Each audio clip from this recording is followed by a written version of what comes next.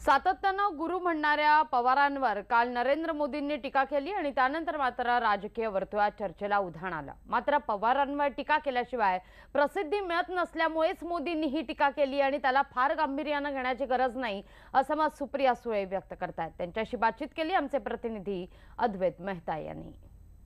हे अपेक्षित होतं की महाराष्ट्रामध्ये पहिलीच सभा होती आणि टार्गेट हे होतं की शरद पवारांना हवेचा रोग जो आहे तो कळलेला आहे आणि म्हणूनच त्यांनी माघार घेतली।